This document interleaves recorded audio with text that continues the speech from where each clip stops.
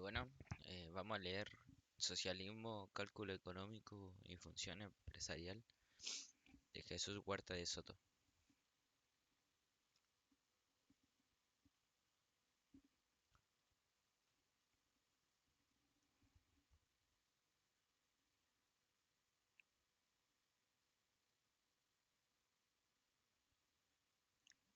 Prefacio a la tercera edición. En esta tercera edición de mi libro Socialismo, Cálculo Económico y Función Empresarial, que mucho me agrada presentar a los nuevos lectores y estudiantes de habla española, deben tenerse en cuenta las mismas tres observaciones que ya efectuaba hace 4 años en el prefacio a la segunda edición, y que por tanto debe darse aquí por reproducidas. Durante el periodo transcurrido desde la anterior edición han tenido lugar dos hitos importantes. Por un lado, se ha terminado de preparar la versión inglesa de este libro, que Dios, mediante y con el título de Socialism, Economic Calculation and verá la luz en Inglaterra y en Estados Unidos, publicada por una prestigiosa casa editorial. En segundo lugar, se constata que cada vez son más numerosos los investigadores, alumnos y profesores, tanto en España como en el resto del mundo, interesados en profundizar en la concepción dinámica de la competencia y los procesos de mercado, aplicándola a la teoría de la imposibilidad del socialismo y del intervencionismo económico. Por todo ello, ha sido preciso fundar una revista científica que, con el título de Procesos de Mercado, Revista Europea de Economía Política, sirve de aglutinante y medio de publicación de los esfuerzos investigadores, especialmente de las nuevas generaciones de estudiosos, de lo que se considera hoy en día a nivel internacional, que constituye la pujante y muy productiva Escuela Austríaca de Economía, que está desarrollando, que está desarrollando un paradigma capaz de sustituir al hasta ahora dominante, que ya entra en fase aguda de crisis, decadencia y disgregación. Finalmente, he de resaltar el gran entusiasmo y espíritu universitario que, promoción tras promoción, manifiestan los alumnos, que utilizan esta obra como libro de texto en mis clases de la licenciatura. Ellos, junto con mis discípulos de doctorado y ayudantes de la Cátedra de Economía Política que profeso en la Universidad de Rey Juan Carlos de Madrid, constituyen el mejor estímulo y ayuda para seguir impulsando en nuestro país el noble programa de investigación de la Escuela Austríaca de Economía. Formentor, 22 de agosto de 2005. Jesús Huerta de Soto. Prefacio a la segunda edición. Me complace presentar a los lectores de habla española la segunda edición de mi libro Socialismo, Cálculo Económico y Función Empresarial. Tres observaciones que considero pertinente efectuar en esta presentación. En primer lugar, esta nueva edición mantiene íntegramente el contenido, estructura y paginación de la primera edición. De esta manera se evidentan confusiones y se facilita la labor de los estudiosos e investigadores que manejan las ya abundantes referencias y citas a la primera edición que han aparecido en la literatura especializada. La nueva edición ha sido en todo caso enteramente revisada y corregida de las erratas y errores que se deslizaron en la primera edición. Igualmente se ha aprovechado para actualizar algunos artículos y ediciones de libros citados a pie de página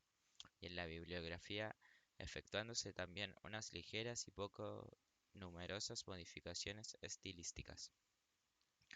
Aparte de estas pequeñas modificaciones, no se ha efectuado ningún otro cambio.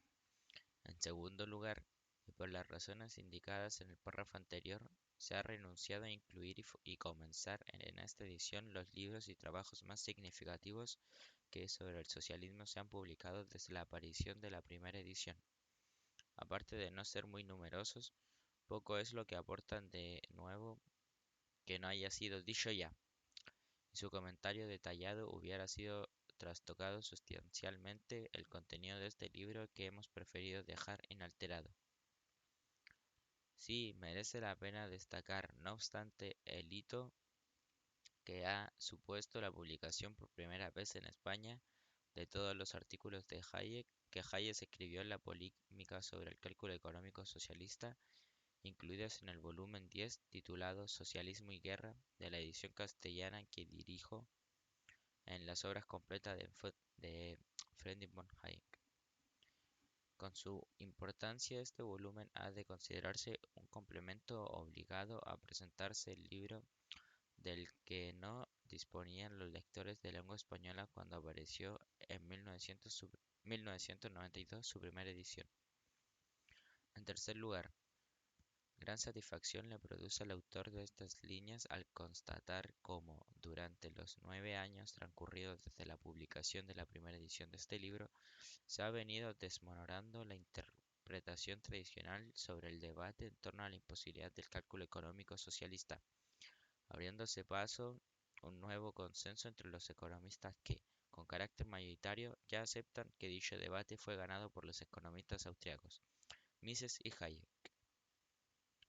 Buena prueba de ello es como Mark Plauk, uno de los tratadistas más reconocidos del prestigio en el campo de la historia del pensamiento económico, ha escrito que, de forma lenta y extremadamente reacia, ha llegado a darme cuenta de que ellos, los teóricos de la escuela austriaca, están en lo cierto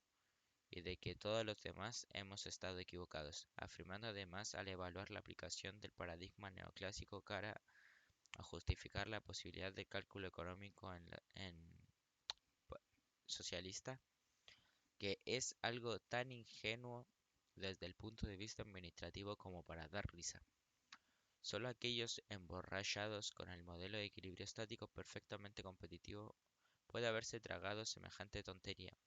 Yo mismo fui uno de los que se la tragó en mis años de estudiante en los 50, y ahora no hago sino maravillarme ante mi propia agudeza.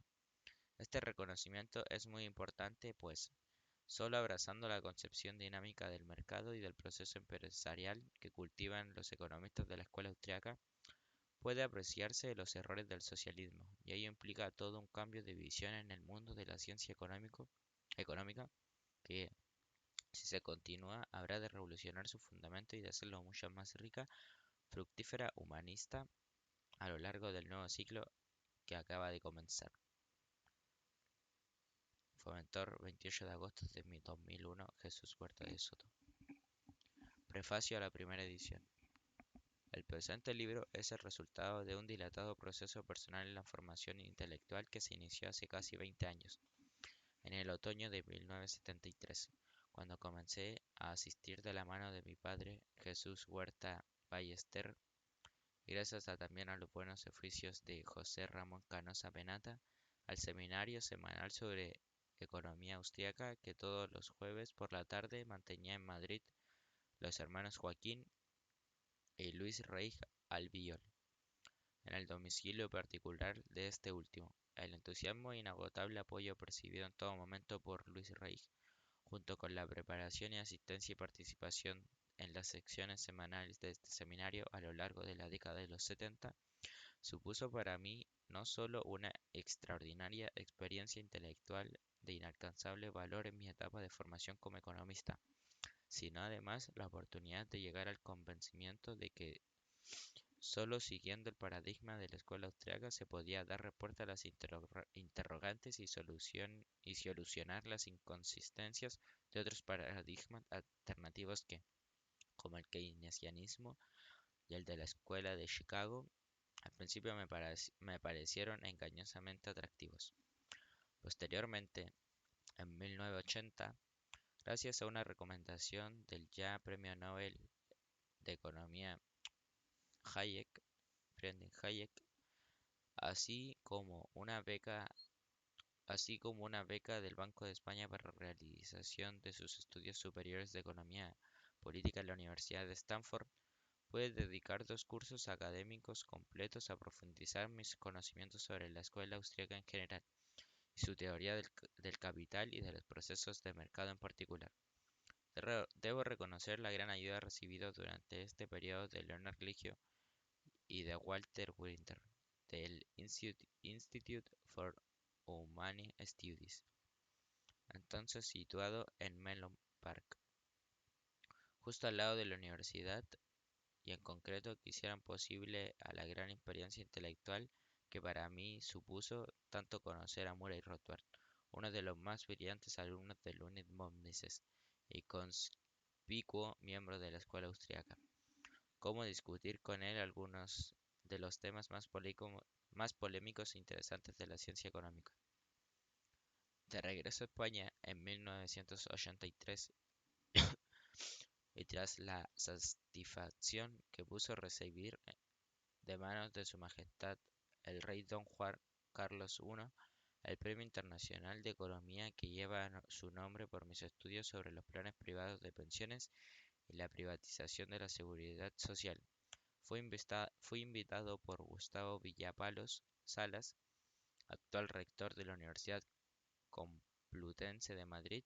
a formar parte del claustro de dicha universidad, la que actualmente imparto clases de economía política como profesor titular.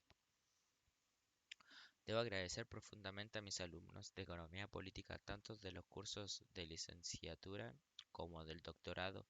el esfuerzo, entusiasmo y dedicación que han venido poniendo por aprender y profundizar en los principios esenciales de la economía política en general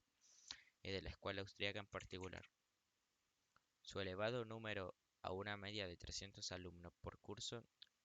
entre el doctorado y la licenciatura, superan ya, después de 7 años, los 2000 alumnos. Me impide, por razones obvias de espacios, que no de, que no de merecimiento, citar expresamente a todos los que más brillante han sobresalido. No obstante, de entre todos ellos, no puedo dejar de citar por su valía académica, colaboración y apoyo a Esteban Gándara Trueba, Eugenio Illana Rodríguez, Miguel Ángel Ferrio Andrés, Sara González Pérez y Carlos de Miguel. Durante los últimos años de mi actividad de docente ha venido llegando el conocimiento de que era preciso elaborar una teoría del socialismo que, encontrándose profundamente arraigada en la metodología subjetivista de la escuela austríaca, se basase en las teorías de la acción humana y la función empresarial tal y como habían sido desarrollados primero por Ludwig von Mises y después, sobre todo, por Israel Kirzner. Igualmente he llegado a la conclusión de que es preciso adoptar una nueva definición de socialismo, mucho más fructífera y explicativa de los problemas reales, que permita dar un tratamiento unitario a los distintos tipos de socialismo que se dan o se han dado en la historia, y que además pueda impulsar el futuro desarrollo de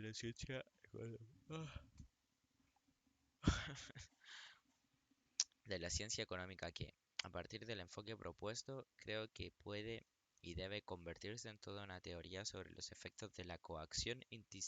institucional. La primera vez que tuve la oportunidad de someter a la discusión pública mi nueva concepción de socialismo fue con motivo del seminario que organicé para el Liberty Fund en el Real Colegio Universitario María Cristina de San Lorenzo del Escorial, del 30 al 1 de noviembre, sobre el tema Economic Calculation, Economic Planning and Economic Liberty.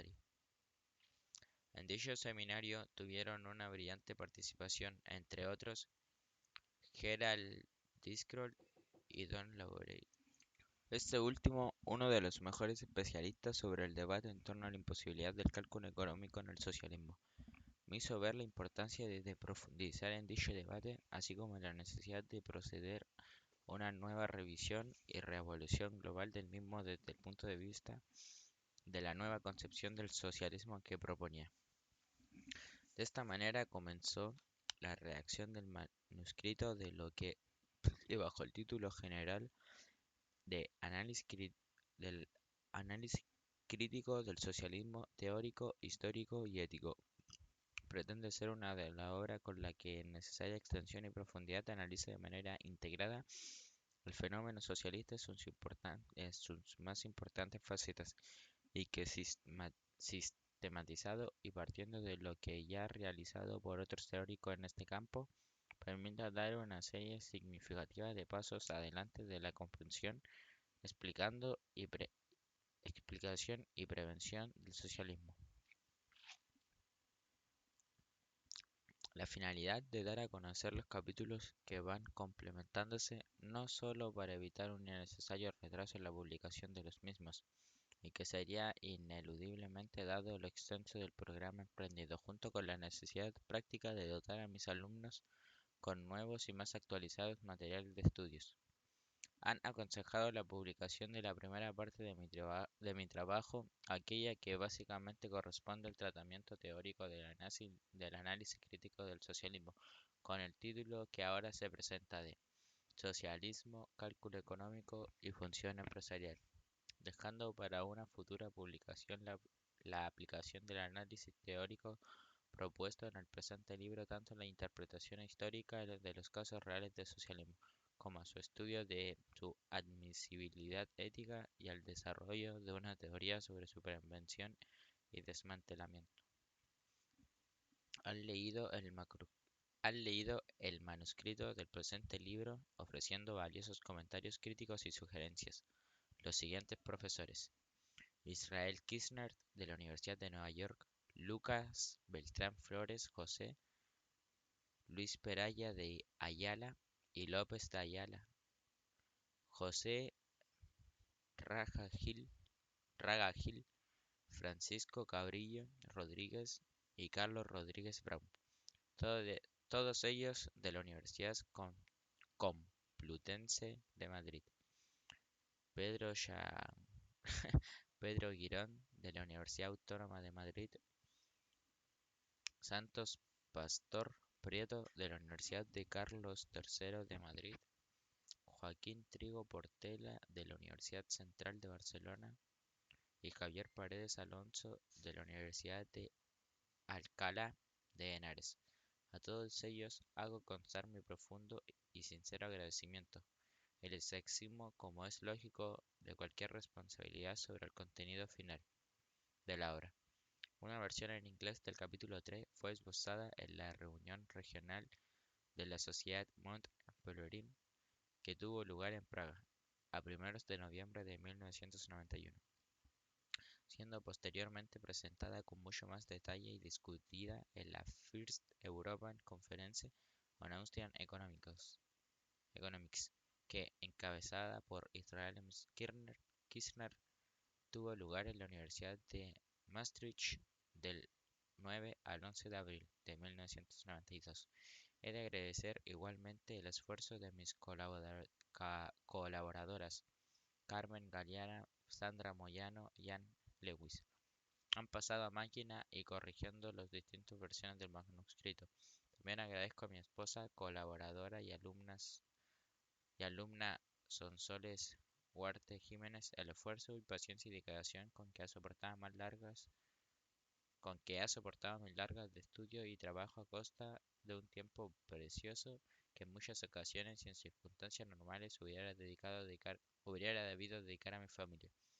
A todos ellos les hago constar mi agradecimiento. Señoría de Sarria, 7 de julio de 1992. Jesús Huerta de Soto. Índice. Aquí voy a ir pasando el índice para que ustedes lo vayan viendo. No lo voy a leer en voz alta, obviamente, porque me demoraría mucho. Y bueno, si quieren como ver más a fondo el índice y analizarlo por ustedes mismos, pueden ponerle pausa. Y eso.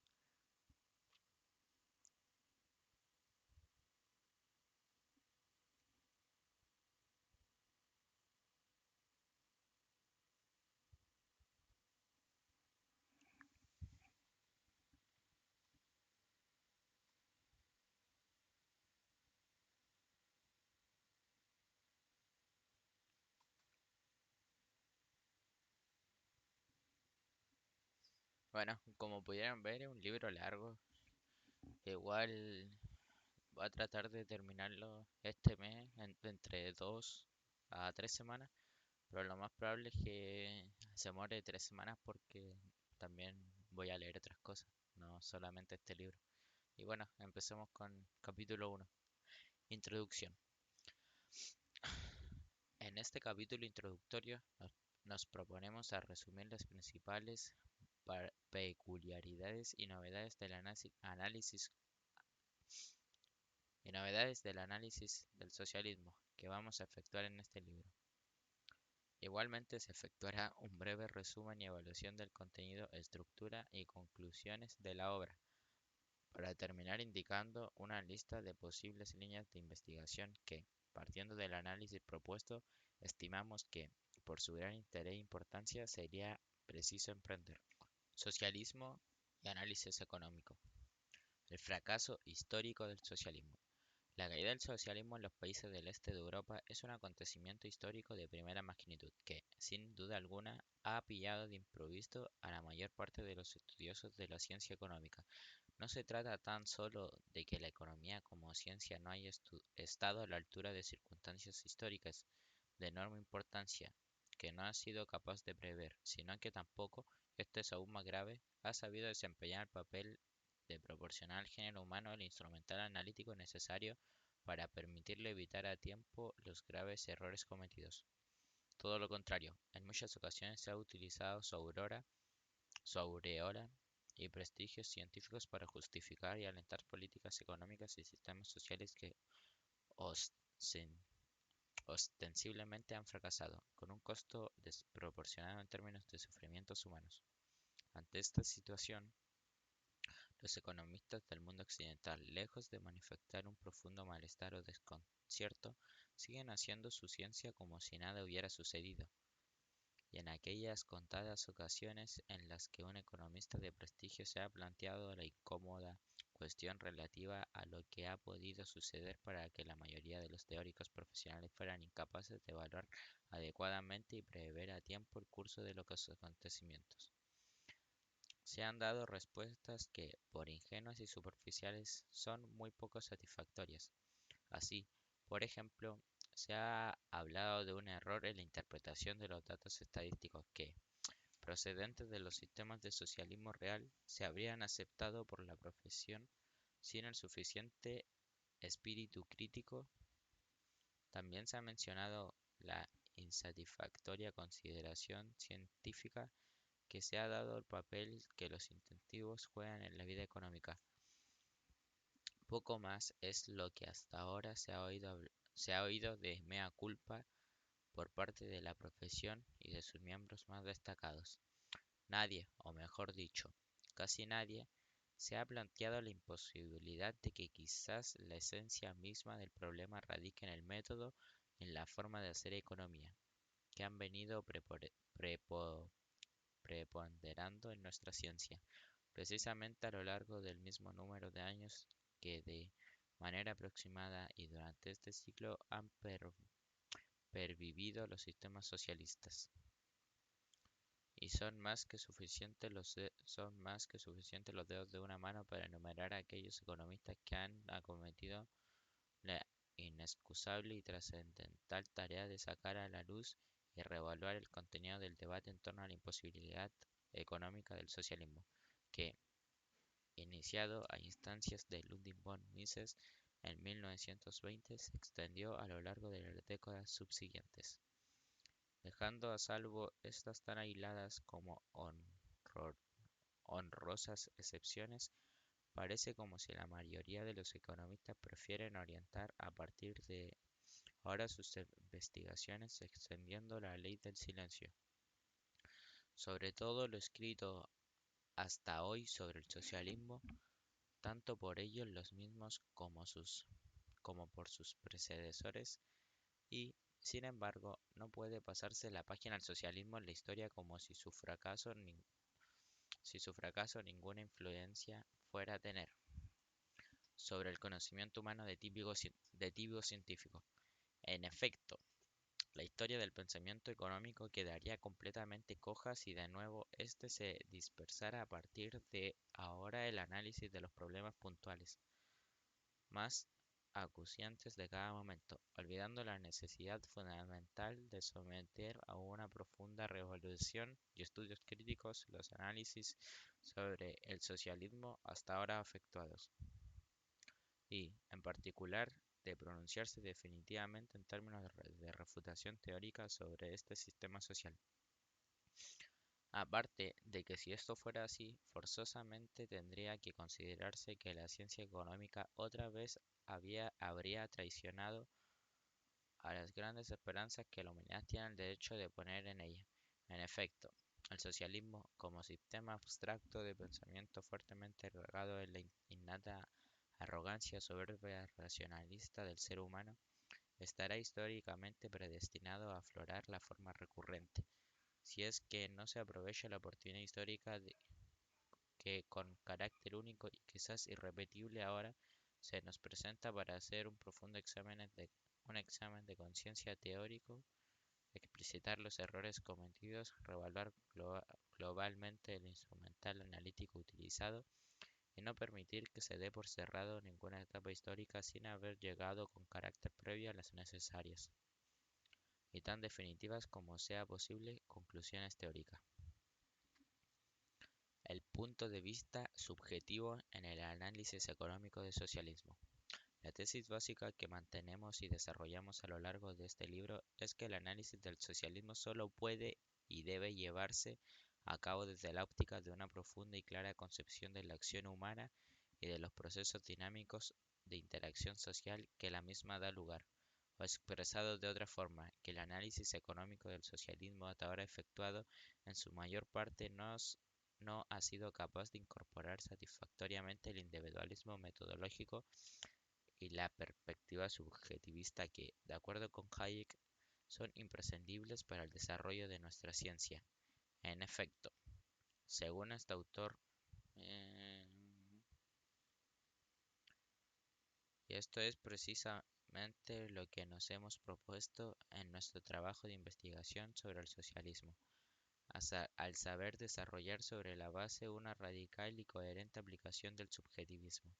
es decir, fundamento en torno a la más íntima y esencial característica del ser humano, su capacidad para actuar de una manera empresarial y creativa. Desde esta óptica debe entenderse el esfuerzo continuado que hemos efectuado para desprendernos en cada momento y en todos los contextos de nuestro trabajo de los restos de ese objetivismo que explicita o inconscientemente aún impregna múltiples áreas de nuestra ciencia, haciéndola estéril y dificultando enormemente su futuro desarrollo. Y aunque nunca pueda llegarse a la seguridad absoluta de haber evitado todas las posibilidades de que el estéril objetivismo que inunda nuestra ciencia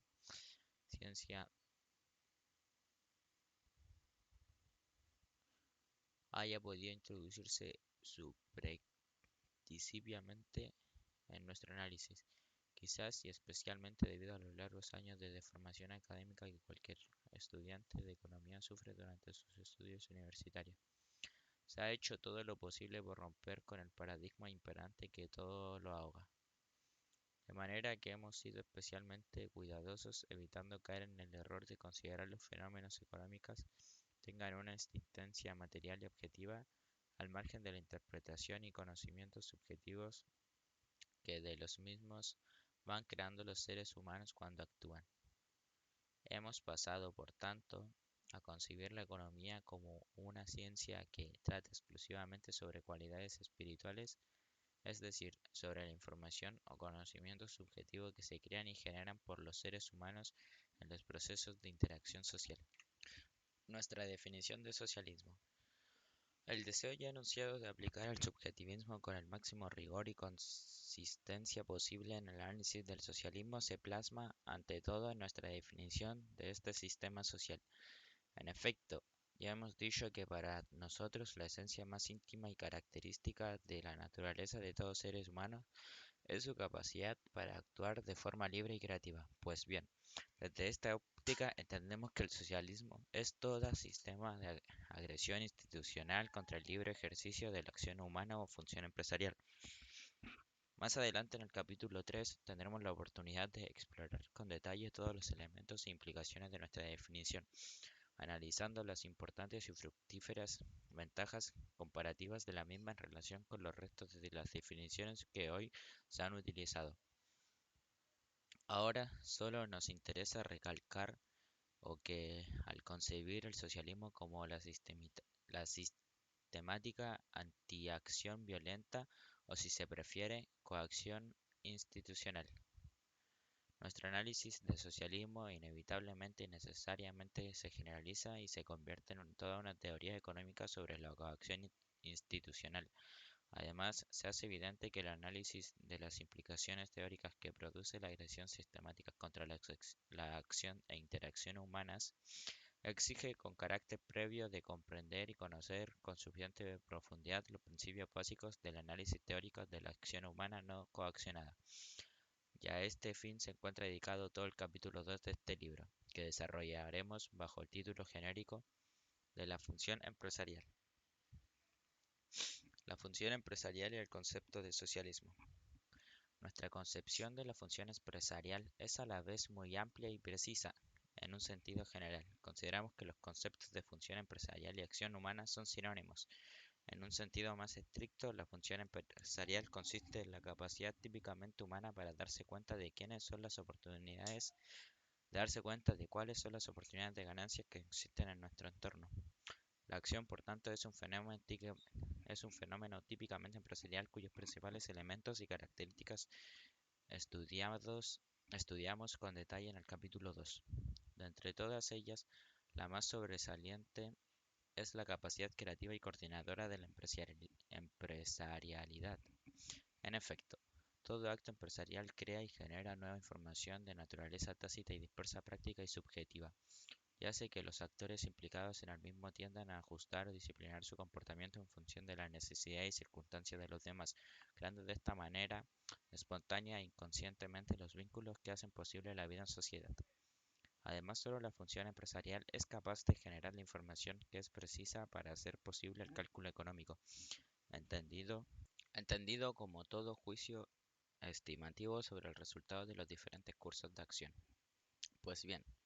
la adecuada identificación y comprensión de la esencia de este maravilloso procedimiento de coordinación social y cálculo económico que solo surge de la función empresarial permite entender por constante comparación los graves efectos de descoordinación social y ausencia de cálculo económico que forzosamente ha de producir toda coacción institucional ejercida en contra de la función empresarial libre. Es decir, solo una adecuada comprensión de la esencia de los procesos de mercado y la sociedad puede hacer entenderse claramente todas las implicaciones, principales y secundarias, del sistema socialista que, desde esta óptica y de manera interrelacionada, son detalladamente analizadas en el capítulo 3. El socialismo como error intelectual. Ahora bien, si el socialismo ha sido en muchas ocasiones defendido en círculos científicos, políticos o filosóficos, es porque se ha creído que el proceso de coordinación social podía hacerse mucho más efectivo y perfecto mediante la utilización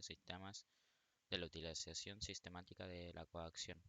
A refutar teóricamente esta idea, dedicamos toda la primera mitad del capítulo 3, elaborando nuestro argumento desde dos puntos de vista, el estático y el dinámico,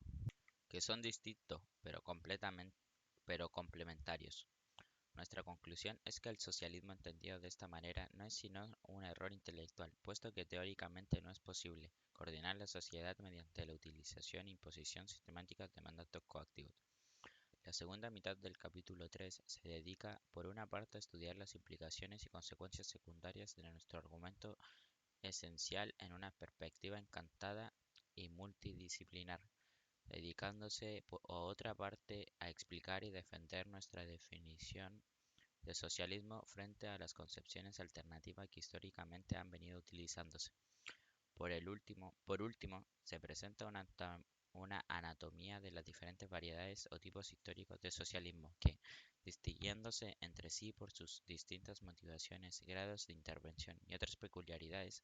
comparten todos ellos el denominador común de fundamentarse en mayor o menor medida en el uso sistemático de la violencia en contra del ejercicio de la función empresarial.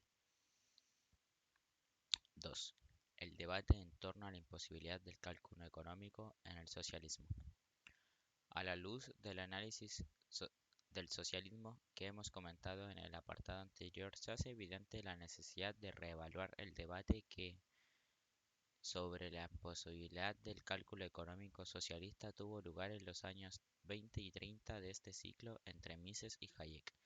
por un lado, y diferentes teóricos partidarios del socialismo. Por ejemplo, en primer lugar, recordemos como anteriormente hemos argumentado que la histórica caída del socialismo recientemente acaecida en los países del este de Europa obliga a todo investigador serio y honesto a repasar y reevaluar lo que en el campo de la teoría ya se dijo sobre el socialismo por aquellos que con más ahínco y profundidad estudiaron los problemas implicados. En segundo lugar, nuestra concepción de la función empresarial y el socialismo no es sino la culminación de una síntesis teórica que de forma embrionaria surge con el inicio del debate y se forma y perfecciona evolutiva y paulatinamente conforme éste se desarrolla. El análisis y reevaluación del debate es, por tanto, imprescindible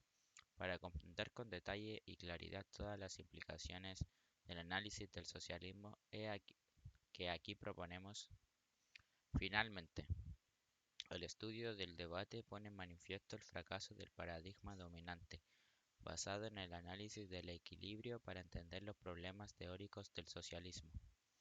En efecto, al fundamentarse dicho análisis en el estudio desde la óptica del mecanismo newtoniano y del equilibrio, o si se prefiere, de la inacción repetitiva, se hace imposible siquiera distinguir cuál es el ineludible problema teórico que plantea la coacción institucional. El hecho, además, de que la mayoría de los comentaristas y autores de fuentes secundarias sobre el debate procedieran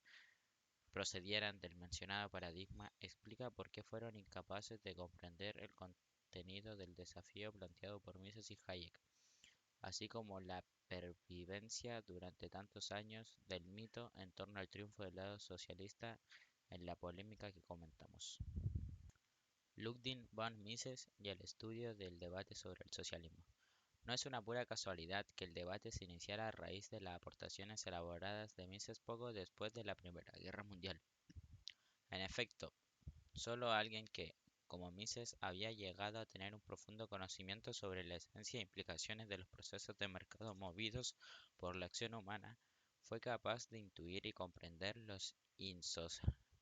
insoslayables problemas del cálculo económico implicados por el socialismo. Al estudiar los antecedentes y el contenido de la aportación seminal de Mises, dedicaremos todo el capítulo 4. En él ponemos un énfasis especial tanto a la hora de situar a Mises en el contexto histórico en el que llevó a cabo su histórica y trascendental aportación y en el cual predominaba una concepción del socialismo típicamente marxista, como a la hora de demostrar que el análisis del socialismo de Mises es un análisis dentro de la mejor tradición de la escuela austríaca de teoría dinámica y que, por tanto, nada tiene que ver con el análisis estático del equilibrio, ni tampoco con la lógica pura de la elección que se ha elaborado en torno al mismo. El capítulo termina con un detallado estudio crítico de las primeras propuestas socialistas de solución al problema del cálculo económico, el cálculo en especie en horas de trabajo y llamado cálculo en unidades de utilidad, ninguna de las cuales logró hacer frente a los insoslayables problemas teóricos planteados por Mises. La indebida desviación del debate hacia la estática. La absurda idea que solo es teoría, el análisis económico del equilibrio que impregna y subyace debajo del paradigma dominante, desvió inevitablemente el debate hacia los problemas de la estática. Así y tal, como estudiamos en el capítulo 5, y los economistas no entendieron el desafío de Mises y, o bien dándose cuenta de que su análisis no era de equilibrio, no lo consideraban como teórico, sino más bien relativo a cuestiones prácticas, o bien como sucedió con lo más interpretaron el desafío misiano en los restringidos términos de equilibrio y la estática lógica de la elección, sin darse cuenta de que el propio Mises ya desde un principio clarísimamente había establecido que el socialismo no planteaba problema alguno en términos estáticos, por lo que su argumento teórico en contra del mismo era esencialmente dinámico y se basaba en su teoría de los procesos de interacción humana que se dan en el mercado.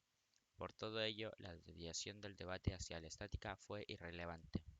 pues la estática nada tenía que ver con el original desafío teórico planteado por Mises en contra del socialismo, y además indebida, pues esterilizó completamente la polémica teórica. El punto de vista estático impidió ver en dónde radicaba el problema y comprender su esencial naturaleza insoluble. A lo largo del capítulo 5 se analizan por los economistas socialistas, empezando por los argumentos de la similitud formal existentes en términos estáticos entre el mercado y el socialismo, y terminando con las aportaciones más depuradas de Taylor y Dickinson. Finalmente, se efectúa un detallado estudio del método de prueba y error, concebido como sistema práctico de solución al correspondiente sistema de ecuaciones. Este capítulo termina con un análisis crítico de los modelos planométricos que, fundamentados en las aportaciones de los teóricos socialistas descritas en el mismo, se ha venido desarrollando hasta nuestros días con terca insistencia. Oscar Lange y la solución competitiva. Posiblemente la idea de que Oscar Lange fue capaz de refutar teóricamente el argumento de Mises en contra del socialismo sea uno de los mitos más importantes en la historia del pensamiento económico. En efecto, tanto los manuales y libros de textos más conocidos como prácticamente todas las fuentes secundarias sobre el debate recogen de forma tan categórica como superficial la mencionada versión mítica según la cual Mises fue refutado por Lange. Este mito a su vez ha sido trasladado sin justificación ni análisis crítico alguno a dos generaciones enteras de economistas. Por este motivo, hemos considerado imprescindible efectuar con gran detalle un minucioso estudio crítico de la solución competitiva propuesta por Oscar Lange, que incluimos en el capítulo 6, y que por su contenido, extensión y profundidad quizás sea una de las partes más novedosas e ilustrativas de nuestro esfuerzo por aplicar la metodología subjetivista al campo del análisis económico del socialismo. Y de hecho, bastará con que nuestro estudio al menos contribuya, junto con otras aportaciones recientes sobre la materia y que serán citadas en su correspondiente lugar, a arrumbar definitivamente el mito en que Mises fue refutado por Lange, para que nos consideremos suficientemente satisfechos con nuestro trabajo. El socialismo de mercado, como imposible cuadrante del círculo. El capítulo 7 y último completa nuestro análisis de la solución competitiva con el estudio de las aportaciones realizadas al respecto con posterioridad a Oscar Lange por Dickinson, Durbin y Lerner, y en él llegaremos a la conclusión de que la competencia y el socialismo, al igual que la acción creativa y la coacción, son conceptos radicalmente y esencialmente contradictorios. Curiosamente, esta misma posición ha sido mantenida, como también estudiaremos, por toda una corriente de teóricos socialistas que, encabezados por Duhr, siempre han tachado de hipócritas y visionarios a sus colegas partidarios del socialismo de mercado. Tras unas consideraciones sobre el verdadero sentido de la imposibilidad del socialismo, se incluye al final de este mismo capítulo un breve resumen de las conclusiones más importantes de nuestro estudio. 3. Otras posibles líneas de investigación. El análisis teórico del socialismo que se propone en este trabajo no se agota, como es lógico, con el mismo. Todo lo contrario, consideramos nuestro estudio como el primer paso que abre camino a una serie de líneas de investigaciones que, siguiendo el punto de vista metodológico aquí desarrollado, estimamos que podrían emprenderse a reelaborarse con muy prometedores resultados. De entre todas esas figuras de líneas de investigaciones podríamos destacar las siguientes. Análisis del denominado socialismo autogestionario. Aunque hoy muy desprestigiado, sobre todo por el rotundo fracaso económico, social y político del modelo yugoslavo, estimamos de gran interés teórico la aplicación de nuestro enfoque al socialismo autogestionario o sindicalista, especialmente por los peculiares problemas de coordinación que este modelo plantea a todos los niveles, así como por el hecho de que el mismo a menudo haya sido definido como una tercera vía, capaz de resolver los problemas que plantean tanto el capitalismo como el socialismo, entendido en su sentido tradicional. 2. La llamada planificación indicativa. Aunque hoy también prácticamente relegada al olvido, creemos necesario que el estudio de la planificación indicativa por los siguientes motivos. Primero, porque este modelo tuvo un nutrido grupo de defensores, especialmente en los años 70, que trataron de justificar sus posiciones sobre la base de una serie de argumentos teóricos, en su esencia muy parecidos a los que subyacen bajo el modelo de socialismo de mercado, y que en su momento quedaron prácticamente sin contestar. Por ello, hoy, a pesar de haber caído en el desuso, es preciso volver a analizar adecuadamente la planificación indicativa, antes de darle el carpetazo teórico definitivo. En segundo lugar, porque, como consecuencia del curioso fenómeno que acabamos de describir, abandono u olvido de una serie de posiciones teóricas sin haber efectuado el necesario estudio y pronunciamiento científico sobre las mismas, diversos economistas de los países del este de Europa han pretendido resucitar de nuevo la planificación indicativa como panacea para hacer posible el resurgir de sus economías. Y en tercer lugar, finalmente, es preciso resaltar que nuestro análisis de socialismo encuentra un perfecto campo de aplicación en la teoría de la planificación indicativa, pues son precisamente los mismos argumentos teóricos que explican la imposibilidad del socialismo y que analizaremos en este libro, los que impiden que la planificación indicativa pueda llegar a cumplir sus pretendidos objetivos. Lo mismo sucede con todo un conjunto de técnicas como las tablas input-output.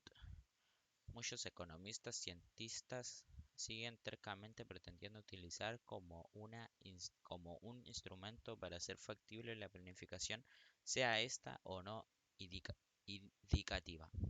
3. La saludable depuración de responsabilidades científicas. Uno de los aspectos más curiosos en relación con el debate sobre la imposibilidad del cálculo económico en el sistema socialista es el relativo a la formación y mantenimiento durante tan largo número de años, casi 40, del mito de que el debate había sido ganado por los teóricos socialistas y, por tanto, de que el socialismo como modelo no planteaba problema teórico alguno. En la formación de este mito son especialmente responsables no solo los tratadistas que elaboran las fuentes secundarias sobre el debate, sino toda una legión de economistas que a lo largo de todos estos años o bien dieron por buena la versión más popular sin molestarse en profundizar por su cuenta, o simplemente ignoraron todo el debate considerando evidente que el socialismo no planteaba ningún error teórico. Aunque podemos afirmar que la mayor parte de la comunidad de los científicos sociales en relación con el problema planteado por el socialismo no ha estado a la altura que la humanidad tenía derecho a exigirles, fracasando como mínimo a la hora de cumplir con su importantísimo deber científico de avisar y advertir a los ciudadanos sobre los graves peligros inherentes al ideal socialista. Existe una gran diferencia a nivel individual de cada teórico entre los casos de mala fe, negligencia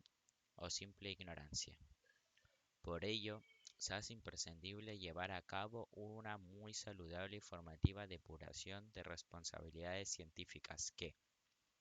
de cara a la ciudadanía y al futuro de la historia del pensamiento económico, sitúe a cada teórico con independencia de la fama, nombre o popularidad que coyuntural y pasajeramente haya podido adquirir en el lugar que verdaderamente le corresponda. 4. Consecuencias del debate, la evolución y futuro del desarrollo en de la ciencia económica. Quizás la más atrevida de las tesis mantenidas en nuestro trabajo sea que la caída del socialismo habrá de tener un profundo impacto sobre el paradigma hoy dominante y la forma de hacer ciencia económica en el futuro. Y es que parece evidente que algo crítico ha fallado en la economía, cuando un hecho tan trascendental y salvo rarísimas excepciones no ha podido ser adecuadamente analizado con carácter previo. Afortunadamente, en la actualidad y gracias al duro golpe recibido, estamos en condiciones de evaluar correctamente la naturaleza y el nivel de falta de graduación de las gafas teóricas del paradigma dominante, que hasta ahora ha impedido a la profesión a apreciar e interpretar con la suficiente claridad los hechos más sobresalientes del mundo social. Además, no va a ser preciso empezar desde cero, pues gran parte de los nuevos instrumentos analíticos han venido siendo elaborados y perfeccionados precisamente como consecuencia del impulso de la necesidad de los teóricos de la escuela austríaca de explicar, defender y depurar sus posiciones a lo largo del debate en torno a la imposibilidad del cálculo económico en el sistema socialista. Aunque aquí no es posible enumerar todas las áreas de nuestra disciplina que se ven afectadas, ni mucho menos desarrollar con detalle el nuevo contenido de las mismas, podemos, por vía de ejemplo y sin carácter exhaustivo, enumerar algunas de ellas. Entre todas, quizás deba comenzarse por el método adecuado para nuestra ciencia, y es que son precisamente las mismas razones que imposibilitan el socialismo, relativas al carácter subjetivo, creativo y disperso, inarticulable de la información que se utiliza en la sociedad, las que también hacen imposibles los ideales de contrastación empírica y medición específica que hasta ahora se venían manteniendo con tanta ilusión con ingenuidad. Y todo ello sin que sea preciso referirnos a los negativos efectos que el formalismo matemático y la perniciosa obsesión por los análisis basados en plena información y equilibrio han tenido sobre el desarrollo de nuestra ciencia. Igualmente, es necesario abandonar la teoría funcional de la determinación de los precios y sustituirla por una teoría de los precios que explique cómo estos fenómenos se forman dinámicamente como resultado de un proceso secuencial y evolutivo movido por la fuerza de la función empresarial, es decir, por las acciones humanas de los actores implicados, y no por la intersección de misteriosas curvas o funciones carentes de toda entidad real, pues la información que se necesita para elaborar las mismas no existe ni siquiera en la mente de los actores implicados. También es preciso abandonar y reconstruir la burda teoría estática de la competencia perfecta y del monopolio, sustituyéndola por una teoría de la competencia entendido como el proceso dinámico de rivalidad netamente empresarial, que hace irrelevantes e inexistentes los problemas de monopolio entendidos en su sentido tradicional,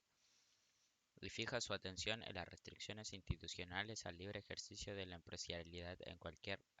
área del mercado. La teoría del capital y del interés se ve asimismo profundamente afectada por la concepción subjetivista que considera bien de capital a todas cosas y cada una de las etapas intermedias subjetivamente consideradas como tales por el actor, dentro del contexto de la acción concreta que se ve inmerso y cuya experiencia de culminación genera precisamente la idea subjetiva del transcurso del tiempo. El capital aparece como una categoría mental del cálculo económico o estimación subjetiva por parte del actor del valor a precios monetarios de mercado. De cada una de dichas etapas, esta concepción aclara además el carácter protagonista de la preferencia temporal a la hora de determinar el interés, así como la inexistencia de la relación causal alguna entre el interés y la productividad del capital. La creencia en esta relación se basa en tres errores distintos pero íntimamente relacionados entre sí: el análisis exclusivo de un estado de equilibrio con ajuste perfecto,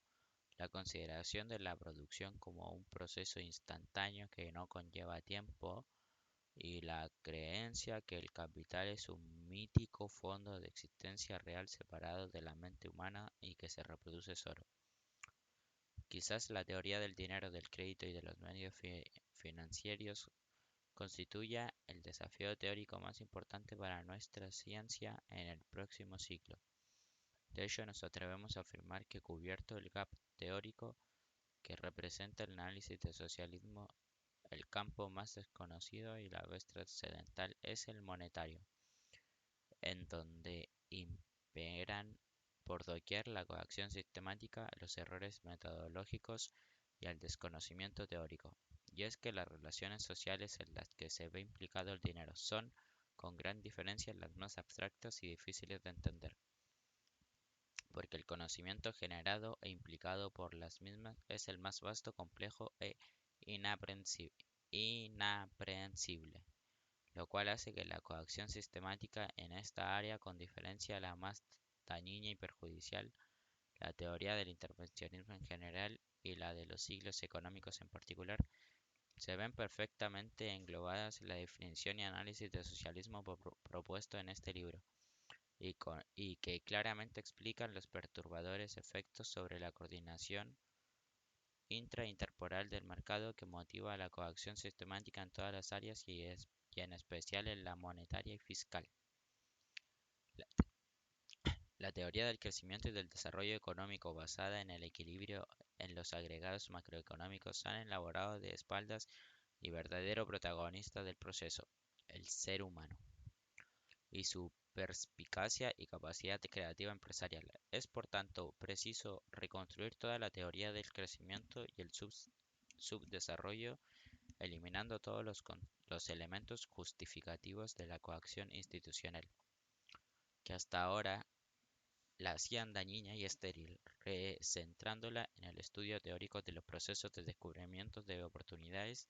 de desarrollo que permanecen inexploradas, por falta de imprescindible elemento empresarial. Algo parecido podemos decir de toda la denominada economía del bienestar, que fundamentada en el fantasmagórico concepto paretiano de eficiencia se hace irrelevante e inútil, pues exige para su manejo operativo un entorno estático y de plena información que jamás se da en la vida real. La eficiencia, más que los de los criterios paretianos, depende ya de venir definida en términos de la capacidad de la función empresarial para coordinar de manera espontánea los desajustes que surgen en las situaciones de desequilibrio. La teoría de los bienes públicos desde siempre se ha construido en términos estrictamente estáticos y de equilibrio, presuponiéndose que las circunstancias que determinan la denominada oferta conjunta y no de rivalidad en el consumo están dadas, no van a cambiar nunca. Ahora bien, desde la óptica de la teoría dinámica de la función empresarial, todo aparente situación de bien público crea una oportunidad clara para ser descubierta y eliminada mediante la correspondiente creatividad empresarial, por lo que en la perspectiva dinámica de los procesos empresariales libremente ejercidos en el conjunto de bienes públicos tienden a hacerse vacío, desapareciendo así una de las coartadas más manidas para justificar en muchas áreas sociales la coacción sistemática e institucional en contra del libre ejercicio de la función empresarial. Finalmente, nos referimos a las teorías de la escuela de la elección pública y del denominado análisis económico del derecho y de las instituciones, que actualmente se debatan por desembarazarse de la malsana influencia del modelo estático basado en plena información y que está motivado en un análisis pseudocientífico de muchas normas sobre la base de uno de los presupuestos metodológicos idénticos a los que en su día quisieron utilizarse para justificar el socialismo, y que dejan totalmente de lado el análisis dinámico y evolutivo de los procesos sociales y del tipo espontáneo generados e impulsados por la empresarialidad. Y es que resulta evidentemente contradictorio pretender analizar las normas y reglas basándose en un paradigma que presupone la existencia de plena información en cuanto a los beneficios y costes derivados de las mismas. Pues si existiese tal información, las reglas y normas no serían necesarias, podrían sustituirse más eficazmente por simples mandatos. Y si hay algo que justifica el surgimiento evolutivo del derecho es precisamente la ignorancia ineradicable en que se ve constantemente inmerso el ser humano. Podríamos mencionar otros muchos campos de investigación: teoría de la población, análisis económicos de los ingresos impositivos y la retribución, la ecología de mercado, etc. Pero estimamos que con las áreas ya mencionadas ya se ha ilustrado suficiente por donde creemos que el futuro evolucionará la ciencia económica una vez depurada los vicios teóricos y metodológicos de la caída del socialismo ha puesto en evidencia, todo lo cual esperamos que habrá de dar lugar a una verdadera ciencia social al servicio de la humanidad, mucho más amplia, rica y explicativa. Reinterpretación y análisis histórico de los distintos tipos reales del socialismo. Se trata en esta línea de investigación de reelaborar a la luz del análisis económico sobre todo socialismo que proponemos en este libro. El trabajo efectuado en el campo de los sistemas económicos comparados y que en su mayor parte